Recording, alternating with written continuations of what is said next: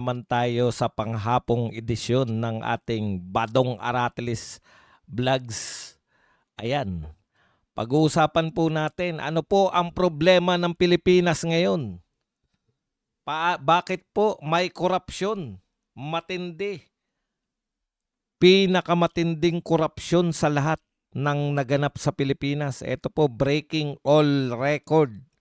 Pagdating po sa korupsyon, ito na po ang pinaka sa lahat po ng pangulo, sa lahat po ng panahon, sa buong existence ng politika sa Pilipinas o ng ating bansa. Ito na po siguro ang matatawag natin na pinakamalaking korupsyon. Nasa gitna po tayo ng pinakamalaking korupsyon. Pero yung pagtugon po ng Pangulo talagang kakaiba sa lahat, no? Pinagmamalaki pa po, no? Na mayroon daw pong yung effort daw ni Marcos niya mismo ng kanyang gobyerno. Yung effort daw po ng kanyang gobyerno ay nagpapanatili ng yun na nga. Government efforts versus corruption boost foreign investors' confidence. Meron po ba? Hindi mo na tuloy alam, parang ano na lang tayo no, dito sa Pilipinas, parang naglolokohan na lang po ba tayo? Naglolokohan na lang po ba tayo, Mr. President? Parang parang lokohan na lang ang lahat eh. Pasok-pasok mga suki. Ayan. Parang wala nang katotohanan yung mga naririnig natin mula sa ating Mr. President. Yung effort daw po ng gobyerno para po mapigilan. Ano pong effort yung sinasabi? Ano pong effort ba yung sinasabi nito ni BBM? Akalain nyo po, ipinagmalaki pa po ni BBM na siya po ang naglantad ng korupsyon. Gobyerno.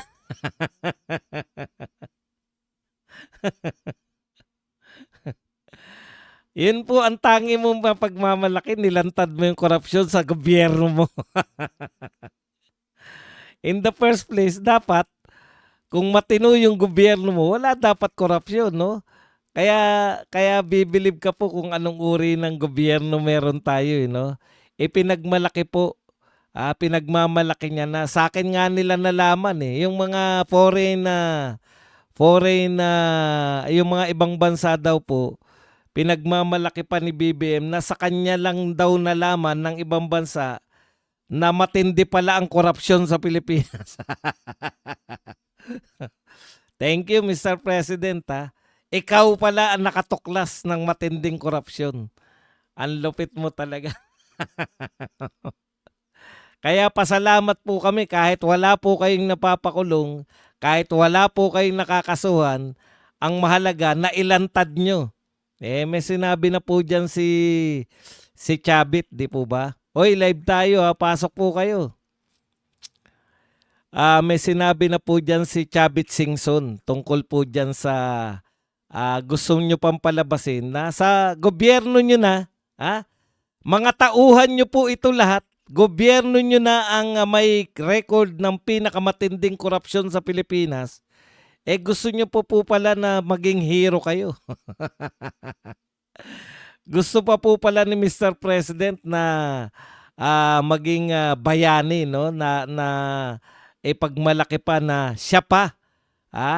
Siya pa po. Kaya malaki po ang problema ng Pilipinas Meron po tayong Pangulo na ang tingin sa malaganap na korupsyon, bayani pa siya dahil nilantad niya. In the first place, Mr. President, hindi niyo po problemang ilantad ang korupsyon.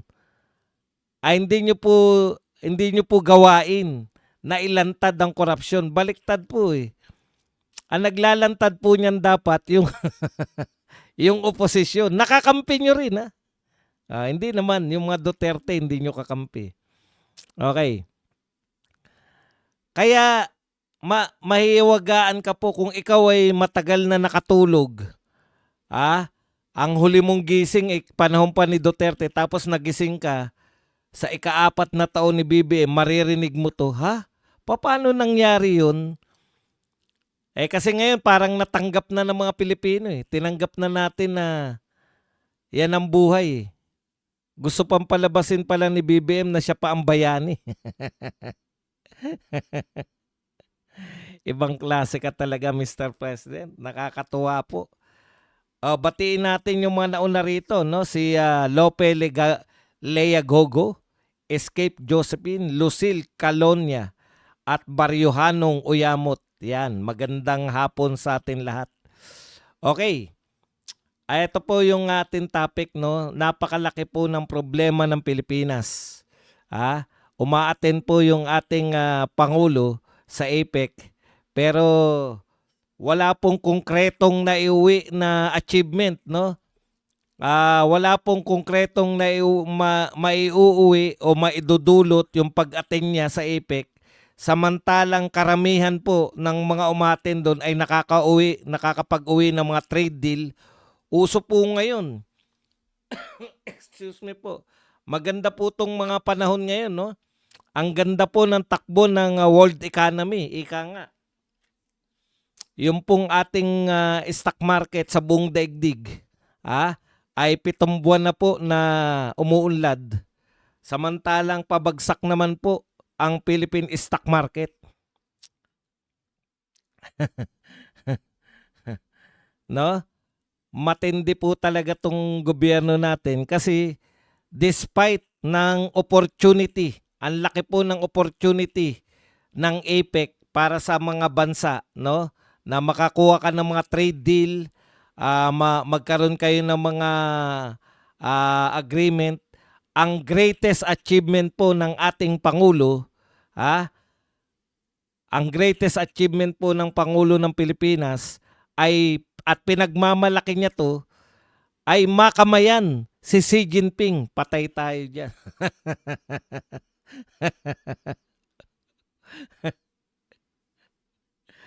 Only in the Philippines na umaatin po yung ating presidente para sa photo ops. Photo ops po na makamayan si Xi Jinping. Bakit malaki po ang problema natin? Kasi umiinog po sa anti-China yung lahat ng ating mga pinagagawa for the last 3 years, no? Umiinog po sa pagiging anti-China ng gobyerno natin, no? Nawalan po tayo ng milyon-milyong turista galing ng China. Nawalan po tayo ng mga investment, no? Natigil po yung pagpasok po ng investment ng China sa atin. Nawalan po tayo ng mga trade partnership. Yung mga produkto po natin na agricultural ay medyo naputol po dahil po sa stance po ng ating gobyerno na pagiging anti-China, no? Pagkatapos po, yung greatest achievement mo sa isang malaking conference na dinaluhan ng mga leader sa buong mundo ay makamayan lang si Xi Jinping. Hindi po ba? Samantalang malaki po ang pagkakataon natin na maging kaibigan, maituloy po yung pakikipagkaibigan ng Pilipinas sa China. Pero yung pagporma po nyo na pagsisipsip sa United States of America, na hindi ko po sinasabi na wag nating kaibiganin, no? Mayroon na po kayong formula kay Tatay Digong. Yung tinatawag nating friends to all, enemies to none. Pwede nyo pong hindi lang makabayan si Xi Jinping. Pwede po nating maging partner ang China sa pag-unlad. Katulad po ng partner ng China, yung lahat, as in lahat po ng mga bansa sa Southeast Asia. Lahat po sila, number 1 partner nila, China. May mga bullet train na sila, marami na po sila. Nasamantala po nila yung pakikipagkaibigan nila sa China, no? Tapos ang malupit nun, kamakailan lang binanatan nyo pa yung China sa ASEAN Summit. Wala kayong kaide-ideya na si Xi Jinping at saka si Donald Trump ay magkakaroon na ng trade deal. Kayo pa nagmalaki ngayon. Pinagmalaki ni BBM na tigil muna yung trade war sa pagitan ng US at China. Yun po ang achievement ng dalawang bansa na yan sa APEC. Ititigil muna nila, magkakaroon muna sila ng trade deal. Nagkasundo na po yung China at USA, pero yung amuyong katulad ng Pilipinas na nakikipagmatigasan, hindi naman natin sasabing nakikipag-away tayo dahil water cannon pa lang nga, hindi na tayo gumaganti. No? Yung nakikipagmatigasan ng salitaan. Yung nakikipagtagisan. Ano ba tong nabura? At maganda daw ang trade war na US at China. Susmi, nag-uwi ng chismis tungkol sa ibang bansa. Okay. Yung matatapos na po yung trade war, ceasefire na po, kumbaga sa totoong gera, ay meron na pong nakamit yung APEC. Pero tayo po, ang tanging achievement natin sa APEC, nakamayan natin si Xi Jinping. Mr. President, nasa atin po lahat yung tsansa para makipagkaibigan. Itutuloy nyo lang lahat ng groundwork. Kita nyo po, nagsumikap ang US para magkaroon po sila ng trade deal with China. Dahil buong mundo po, Mr. President, ang nakakaalam na ang pinaka may pera, may kakayahang maglustay ng maraming salapi, China po. Alam po yan ng bawat bansa sa buong mundo, kaya lahat po ng mga bansa sa buong mundo nakikipagkalakalan, nakikipag-ugnayan po sa China para sa trade. Ngayon po, kitang-kita nyo. Yun na nga eh. 'Di ba? Tama ka diyan, Vic Adams. Achievement ba 'yun? Kitang-kita natin na parang panakaw pa eh.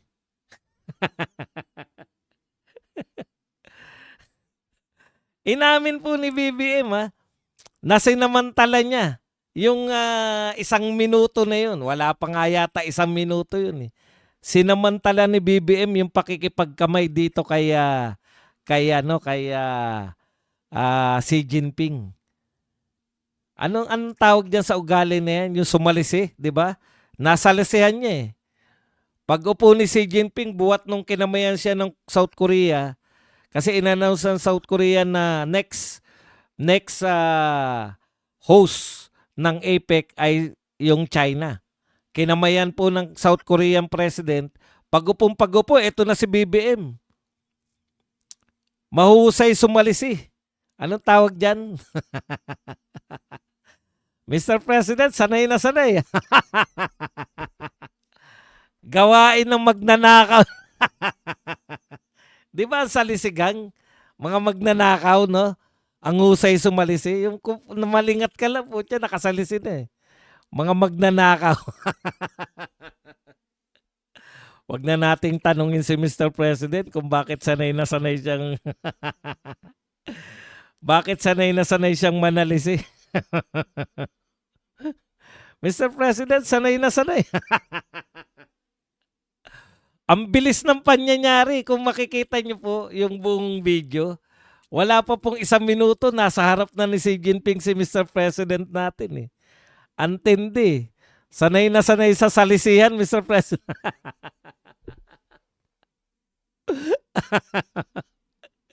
Sanay na sanay sumalisi.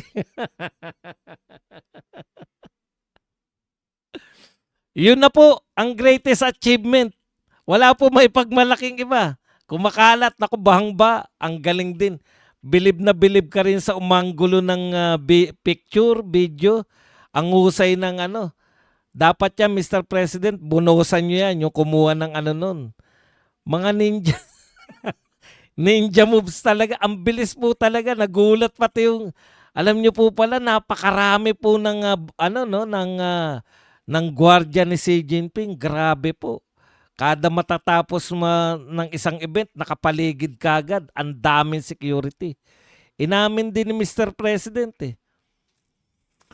Ha? Hindi raw siya makalapit-lapit dahil sa sobrang dami ng security. Eh buti na lang po. Buti na lang statesman si Xi Jinping kasi pwede niyang i-ignore yun eh. Bakit mo ko kakamayan? Ilang araw pa lang ang nakakalipas, tinira mo yung China. O hindi na rin nakakarating kay Xi Jinping kung anong pinagagawa ni BBM. Yung immaterial ba, yung anong tawag doon? Ngayon po natin nakikita na banat tayo ng banat parang may China versus Philippines. Nakita po natin no sa world stage po no. Halos wala talaga tayo no. No? Ibang iba talaga yung magiging proud ka talaga kay ano. Magiging proud ka talaga kay Tatay Digong. Okay. Masakit man pong sabihin, Mr. President, ang greatest achievement nyo sa APEC ngayon, panakaw nyo pang ginawa.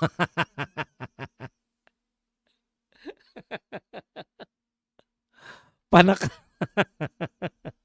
sanay na sanay. Panakaw pa. Panakaw pa yung ginawa ninyo eh. Sanay na sanay lang. Mr. President, congratulations. Na-practice nyo talaga yung panakaw ng mga moves. Mga ninja moves ba? Okay, punta na po tayo. Ito nakakapanghinayang. Achievement na sa atin na makamayan ni Xi Jinping. Samantalang yung mga bataan mo rito, araw-araw walang habas. Sila Tariela, sila Gibo Chidoro, at lahat po ng nariyan sa PCG, araw-araw po kung makabira sa China, kala mo kala mo ang dinidescribe nila lagi si Lucifer at si Satanas eh. Pero kayo pala Mr. President, ha? Panakaw pa yung yung ginawa niyong pakikipagkamay. Sanay na sanay lang.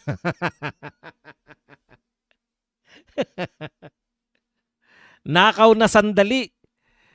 Grabe Mr. President.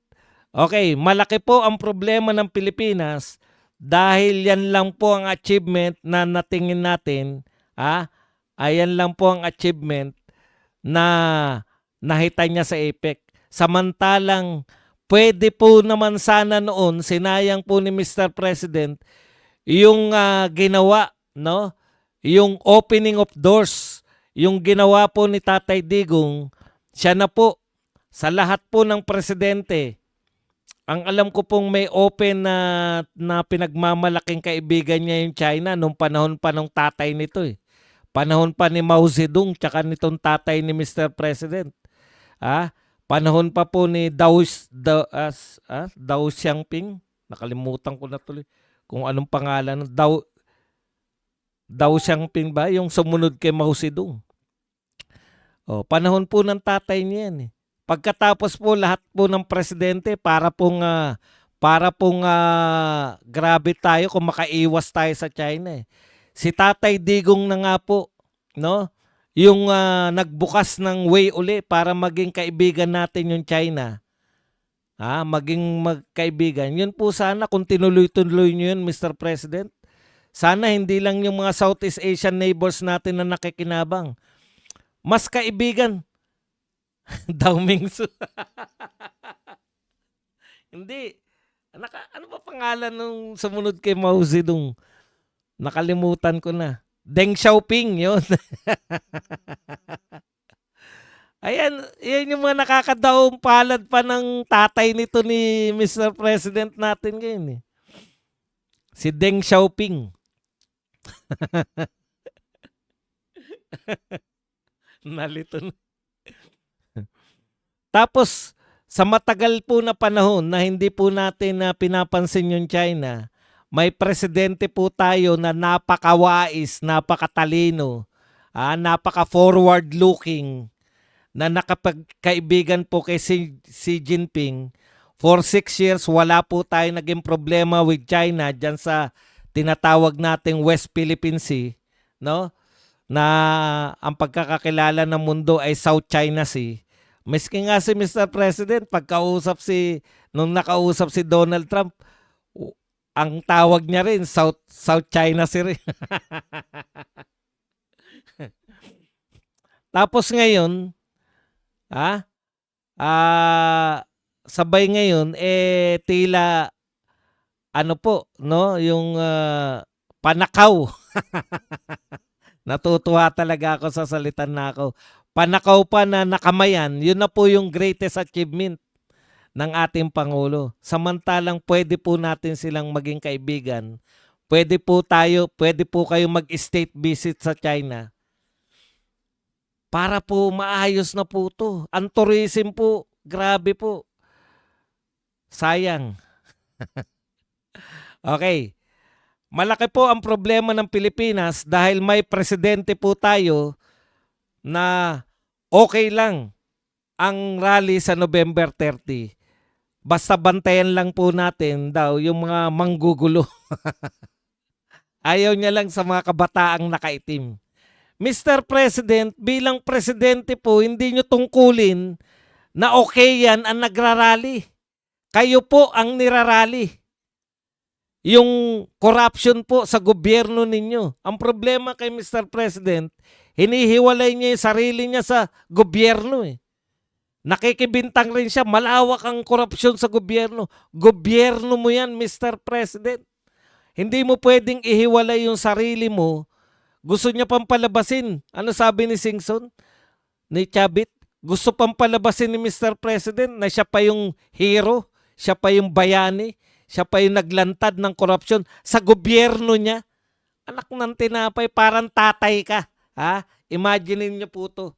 Tatay ka. Tapos, pinabarangay mo yung anak mo. Hindi ba dapat suwetuhin mo yung kasutilan ng anak mo? Nagsumbong ka sa barangay dahil hindi mo kaya yung anak mo. Tapos gusto mo pa, bayani ka, purihin ka pa dahil sinumbong mo yung anak mo sa barangay. Anak mo yung mga yan eh. DPWH, under nyo po yan. Yun pong House of Representative. Pinsan mo yung pinuno niyan. Yung pong Senado, waiter ng asawa mo ang pinuno niyan. Mga tuta mo yung mga presidente dyan. O pinalitan pa na mas tuta mo. Tapos, ikaw pa bayani dahil nilantad mo, hindi po paglalantad ang dapat nyong gawin. Dapat ang gawin nyo, ipakulong nyo. Yung mga nagnakaw, yung nag-create ng korupsyon. Ipakulong nyo. Idemanda, ipakulong. Anong klaseng, yan ang pinakamalaking problema natin. Okay lang sa kanya na may nagrarally. Ang gawain nyo po, hindi sumang-ayon sa nagrarally sa gobyerno nyo. Ang gawain nyo po, lutasin bakit may mga rallyista katulad po ng ginawa ni Tatay Digong. Dahil nung panahon ni Tatay Digong, kita nyo ha, pasensya na kayo kung kayo po ay hindi fans ni Tatay Digong at naligaw lang dito. No? Alam mo Linda, pasensya ka na kung hindi mo nauunawaan ha. Yung tawa namin, sarcastic na natatawa, pinagtatawanan lang namin. Hindi po kami natatawa dahil natutuwa kami sa nangyayari sa Pilipinas. Mahina talaga. Pasensya na po kayo. Pagpasensyaan nyo na po, wag nyo na po lang silang hayaan nyo lang po silang pumasok. Kasi problema po yan eh. No, hindi po nila alam yung meaning ng mga tawa natin. Tinatawa na lang namin yung problema. Kung hindi po kami tatawa, nauna pa kami sa inyong lahat. Pasensya na po kayo, isa po yan sa problema natin. Yung mga loyalista na wala nang maipagmalaki sa ginagawa ng kanilang amo, tuwan-tuwa pa rin. Bakit po sila tuwan-tuwa? Ha? Oh. Yan ang mga problema ng Pilipinas. May mga grupo ng tao na tinatawag na loyalista. Tuwan-tuwa pa rin sa nagaganap. Tuwan-tuwa ba sila badong dahil malawak yung korupsyon? Hindi po. Wala po silang pakialam dyan. Kita nyo po, napakasimple lang ng utak nila. Pag tumatawa ka, ibig sabihin masayang-masaya daw tayo. Kaya tayo tumatawa. Natatawa na lang po kami kaysa daanin namin sa lahat sa galit. Na-stroke na po kami ngayon lahat. Nakakatawa po kasi yung presidente natin. Nakakatawa. Kasi saan ka nakakita ng mga follower ng presidente? No? Tayo po, naging follower din po kami ng presidente, si President Duterte. At proud kami. At kaya naming ipagmalaki na follower kami. At kaya po namin ipagyabang yung mga ginagawa ni Tatay Digong. Alam niyo po yung mga follower ni BBM, wala po may pagmalaki. Sa totoo lang. Pero kakaiba po yung tapang at hiya nila. Ipinagmamalaki po nila na nakakulong si Digong. Grabe, no? Ipinagmamalaki nila na susunod na ipapakulong si Bato at saka si Bongo. Proud sila niyan. Ipinagmamalaki po nila na kahit na anong rally ninyo, kahit na anong galit ninyo, kahit na anong pagnanakaw sa gobyerno, kahit na anong problema na hindi kayang lutasin ni BBM, paggising daw natin, si BBM pa rin. Si BBM pa rin ang presidente. Tindi, no? Ganun po ang kasiyahan nila. Kaya akala nila, simple lang kasi sila mag-isip eh. Akala nila, no? Ikinatutuwa natin yung nangyayari sa presidente. Hindi po. Nahihiya po kami dahil ayaw man namin ang presidente po ng Pilipinas ngayon si BBM. Kaya nga po napakalaki ng problema natin. Imagine niyo ang greatest achievement niya. Makipagkamay kay Xi Jinping sa APEC. Wala pong naiuwing trade deal. Wala pong naiuwing kasunduan na wala. Wala ngang kausap na world leader eh. Wala pong kamiting na ibang leader ng ibang bansa. Wala po. Alam nyo ba nung panahon ni Tatay Digong, may side meeting, anong tawag diyan sa side event? Side meeting siya with Donald Trump, side meeting with Xi Jinping, side meeting with Vladimir Putin. Ganun po kaimportante si Tatay Digong nung siya po ay presidente.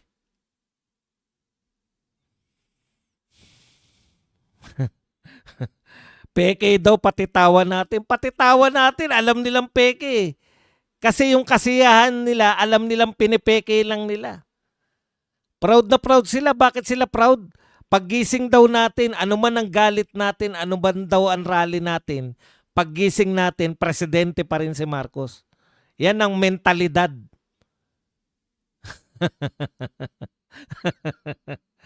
Hindi nyo alam kayong pinagtatawanan namin. Kunwari lang daw yung tawa ko. Okay. Mr. President, bilang presidente po, ang tungkulin ninyo, ang trabaho ninyo, dito po pag may malalaking rally, hindi po umokay lang. Hindi nyo po sasabihin, okay lang yan na mag-rally kayo. Basta wala lang ng gugulo, huliin namin yung mamanggugulo. Basta wala lang yung nag-agitate na manggulo. Okay lang yan, hindi po okay yan. Kaya po nagrarally, may hinaing yan. Kita nyo yung attitude, paano malulutas yung problema? Kahit ano palang rally natin, hindi makikinig si Mr. President. Kung nakinig po kayo noong September 21, nakakita po yung tao ng improvement, may napakulong na po kayo nung nagrally po na malaki September 21, ang treatment po ninyo, no? Kung matino kayong presidente, dapat ang treatment nyo dyan ay ganito. Totoo lang. Ang treatment nyo dapat sa malaking rally nung September 21, putyan, laki ng rally na yun. Kinakailangan natin, hindi na masundan yan. Kasi pag sinundan pa yan, palaki ng palaki yan. Lutasin na natin, bakit ba sila nagre-reklamo? Simple lang po. Tukuyin ninyo yung mastermind, ipakulong ninyo, bawiin sa mga magnanakaw yung pera namin. Gamitin para pampatayo ng classroom para hindi lang po 22 nagagawa yung classroom. Huwag po kayong mag-appear na kayo pa ang bida. Ang tanging ginawa ninyo sa corruption na to, nilantad ninyo, nagdurog kayo ng bato. Nagpunta kayo ron sa Ghost Project. Oh, yun na nga, kayo mismo nakakita, wala namang kayong aksyon. Malaki po ang problema ng Pilipinas dahil magrarally na naman tayo sa November 30. Malaki po itong rally. Hindi ko po alam yung rally ng iglesia kung kailan. Malaki po itong rally na November 30. Mukhang mas malaki pa yan kaysa sa rally sa September 21. Noong September 21. Galit na ang mga tao, Mr. President. Malaki po yung rally na yan. Pero malaki po ang problema ng Pilipinas kung nanghihikayat yung mga dilawan kakamping makabayan black, mga makakaliwa na mag-rally at pagdating ng mga tao sa rally, ang pinapanagot si Sara Duterte. Ang laki po ng problema ng Pilipinas. May presidente tayong pakikipagkamay lang kay Xi Jinping ang greatest achievement. May presidente tayo na ang tingin sa rally ay okay lang, basta wala lang manggulo. At mas malaki ang problema natin dahil ang tao tumatalima po sa rally. Pagdating nila sa rally, Sara Duterte ang pinapanagot. Mga kapatid, lantad na po to. Alam nyo po, nakikiusap po ako sa mga artista. Ang dami nyo pong fanbase na pumupunta, nahihikayat ninyo. Pero pagdating po sa rallyhan, nawala na po yung mga tunay na magnanakaw. Hindi nyo po sinasabi na magnanakaw yung mga Kamag-anak Incorporated, mga congressman at senador. Yung wala pong kinalaman sa flood control. Yung hindi po nababanggit sa flood control ng mga Duterte, sila po yung sinisisi pag umatin kayo sa rally. Ang laki po ng problema ng Pilipinas. Rally na nga laban sa korupsyon pero ang sinisigaw, papanagutin si Sara Duterte. Alam niyo po, nakikiusap kami sa inyong mga artista. Matatalino naman kayo eh. Bakit kayo pumapayag sa mga anti-Duterte na gamitin kayo? Alam kong galit na po kayo. Si Dennis Trillo kamakailan, no? Nagsabi, nagbayad na ako ng buwis, may nanakawin na kayo. Dennis Trillo, hindi ang mga Duterte nagnakaw ng buwis mo, kilala mo. Bakit kayo sasama dito sa mga dilawan na to na nililigaw lang kayo? Kaya po yung mga dilawan na yan po ang pinakasalot. Alam niyo po kung bakit sila salot? Kakampi na nila yung mga magnanakaw, sila pa'y namumuno sa magnanakaw rally, anti-corruption rally para isigaw nila doon na papanagutin si Sara Duterte. Anong kinalaman ni Sara Duterte? Diyan sa pagnanakaw sa flood control. Narinig nyo pa po ba? Mayroon po bang testigo na nagsabi na nag-deliver po kami ng 100 maleta kay Sara Duterte na naglalaman ng kwarta? Putya, isang bayong na barya nga, walang diniliver kay Sara Duterte. Malaki po ang kasalanan yung mga dilawan. Kayo, Dilima, Kiko, Bam, Risa Ontiveros, Shell Jokno, at Tabi, kayo ang pinakamakasalanan. Dahil kakampi ninyo yung mga magnanakaw, nililigaw nyo yung mga nagrarally laban sa magnanakaw, ang rally po nila, wag nyo nakawin. Mas masahol po kayo sa mga magnanakaw. Alam po ninyo yun? Wala na kayong ginawa para ma-stop yung pagnanakaw nila. Nasa posisyon kayo para may gawin kayo. Nanlilito pa kayo.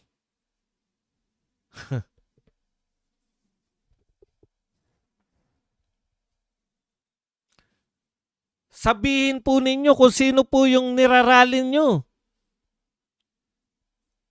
Malaki po ang kasalanan nyo sa taong bayan kasi darap-harapan nyo sila niloloko. Alam ninyong galit ang taong bayan sa mga magnanakaw. Alam namin na ninakaw yung pera namin at ang pinakamalaking nakawan na naganap sa kasaysayan ng Pilipinas ay ang mga flood control scam na yan. Scam na nga eh.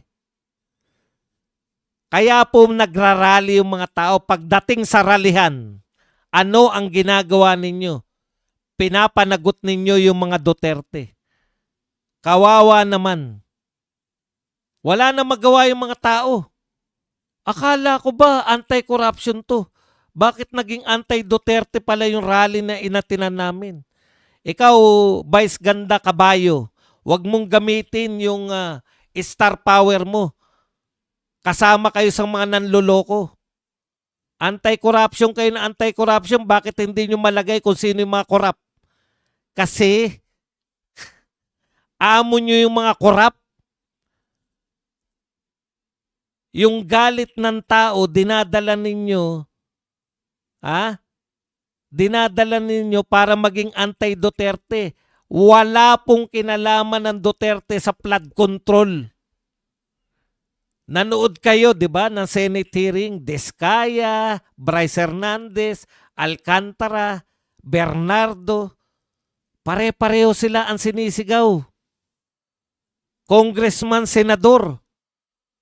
Pero pagdating sa rally ng mga tao, galit na galit, pagdating sa rally, makikita nila dun, bakit Duterte ang sinisigaw natin? Bakit anti-Duterte ang sinisigaw natin? Yan po ang kasalanan ng Pilipinas.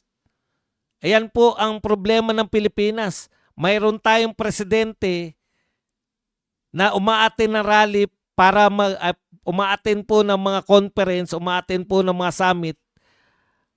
Ang habol lang po, best in attendance.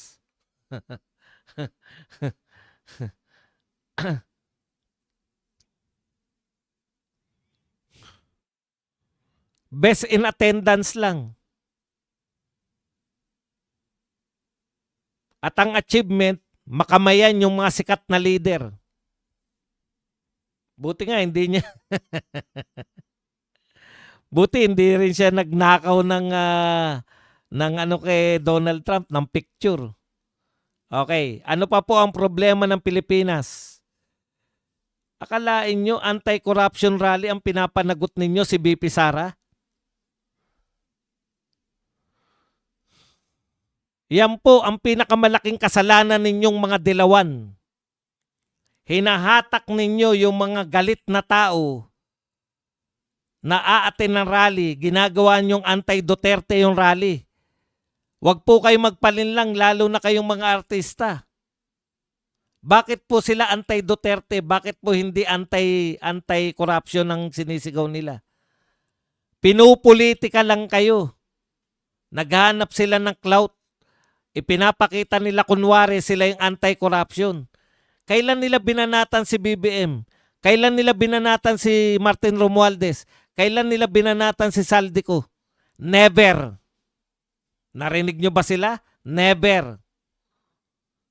Kailan nila binanatan yung mga Duterte? Araw-araw.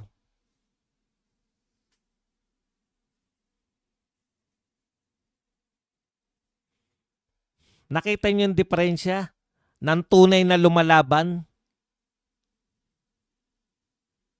Yung isa ang agenda lang, mag-project.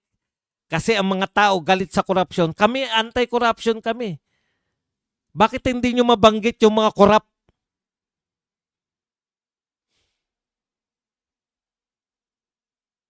Malaki ang problema natin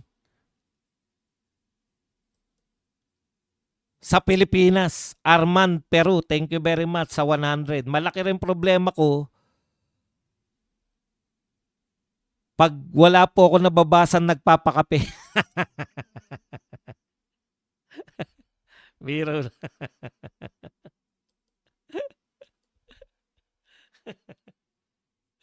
Okay. Eto hindi naman. No? Malaki pa rin ang problema ng Pilipinas. Hindi lang po dahil sa mga nauna, yun, mabibigat talaga yun. Eto po, dagdag na lang natin. Malaki rin po ang problema ng Pilipinas hanggat may mga baklang gustong umihi sa CR ng babae at kabataang nakikipagbardagulan sa mga Duterte supporters, sa mga DDS nakikipagbardagulan. Yung pala, may mental health issue At pag natuluyan po sila, nakikipagbardagulan kayo sa mga DDS, hindi po kami maglulubay na ipagtanggol si Tatay Digong. No? Baka dyan ilan sa mga kabataan na yan, hindi pa nga tao. Hindi nila nasaksiyan yung ganda ng ginawa ni Tatay Digong. Ayan po ang tawag natin dyan. Huwag nyo pong hayaan na itong mga pumanaw na kabataan dahil nakikipagbardagulan sa mga Duterte na kayong mga magulang isisi pa. Maging aral po sa atin yan. Gabayan nyo po yung mga anak ninyo. No? I-take ko lang po to, hindi na natin papangalanan. Alam nyo po kung sino yung mga tinutukoy ko mga kabataan. Pero yun yung batang-bata. Ilang taon ba siya nung nanungkulan si President Duterte para birahin ninyo? Hindi nyo po nagabayan yung mga anak ninyo. 12 anyos yan, 11 anyos nung naging presidente si Tatay Digong. Ano ba alam niya? Before si Tatay Digong lulong ang dami pong adiksyonist.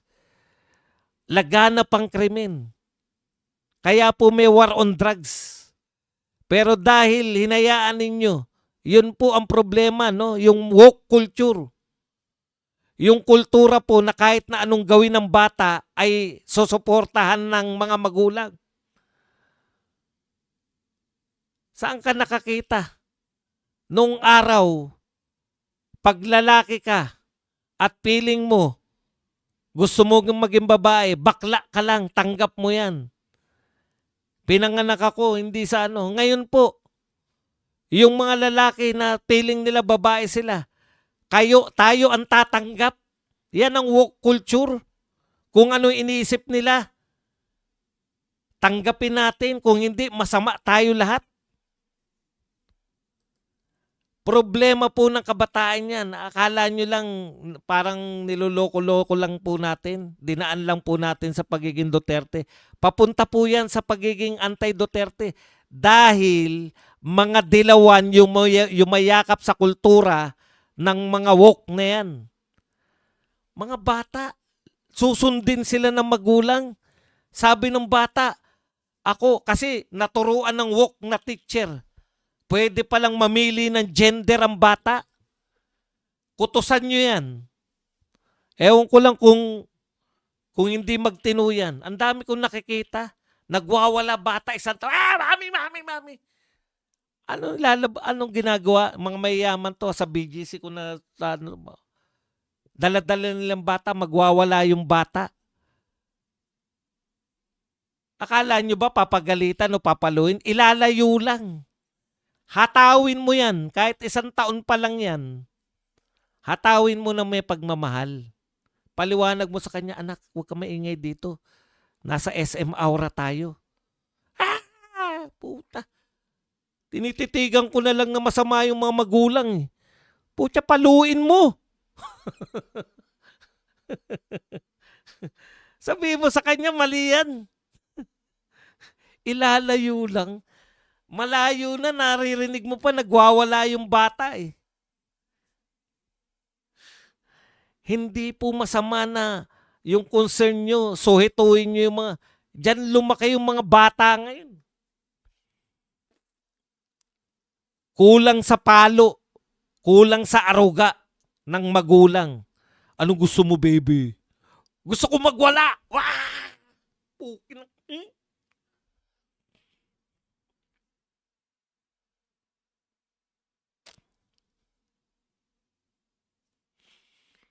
Wala na po yan dilawan. May dilawan pa po nung panahon ni Tatay Digong, pero nawala na po sila sa eksena. Kasi panahon ni Duterte, tigilan mo yan. Ganun lang si Duterte. Walang katotoran yan. Sa totoo lang po, yan ang pinakamanga walang katotoran. Gagalang mo ba yan? Puta, alam mo lalaki ka, may ethics ka, papasok ka sa ng babae. Gusto kong umihi dito dahil babae ako. Babae ka? Nagagawa nyo yan sa mga CR na mga pangmayaman. Punta kayo sa SM. Naroon yung mga syota at asawa ng mga babaeng nagsi-CR. Pumila kayo doon. Ewan ko kung hindi kayo mabugbog doon. Nagagawa nila yan sa mga exclusive, yung mga CR na gwardiya lang ang naroon. Woke culture. Yan po yan yung hindi nyo po pinakita na ang mundo mayroong makaduterte, mayroong mga dilawan, may mga loyalista, may mga makakaliwa. Magbabanatan kayo. Ang pinakita nila sa na mundo, anak, tama lahat ng iniisip mo. Tapos lumabas siya sa mundo niya, nakita niya na, mali ito. Mali ito. Ako, kasi sabi ng daddy ko, sabi ng mami ko, ako tama eh. Akala ng bata na yun lang ang tamang pag-iisip, hindi siya namulat na sa simula pa lang may mga makaduterte na, may mga makatanga, yan yung mga dilawan, may mga bugok, yung mga dilawan, at yung mga hindi nila mga hindi makaintindi, yan yung mga loyalista. Dapat ganun. Bakit may pagpipilitan na i-convert? Yun yung problema eh. Akala ng mga bata tuloy, kausap lang, mako-convert niya na yung kausap niya. 'Di ba? Naalala niyo yung yung kampanya ni Lenny? Kausapin natin sila, e-educate natin. E-educate? Kala mo mga bobo kausap eh. Tingin nila pag hindi nila kapareho, bobo na. Tapos nahiwagaan sila, bakit ako? Tama naman ako, bakit ako binabanatan ng mga bobo? Imulat nyo sila sa katotohanan. Pag maliit kang bata, babatukan ka ng malaking bata, susunod ka. Batukan mo naman yung mas maliit sa'yo. Pero hindi po yun batok na kakatayin mo yung binabatukan mo eh. Oy, tabi na kayo, kami naman maglalaro. Ganun po talaga yung tunay na mundo. Sinanay nyo na sa bahay ninyo, yung akala ng anak nyong tama, yun na yung tama dapat at ipatanggap sa buong mundo. Paano hindi nyo kinukontra mga anak nyo?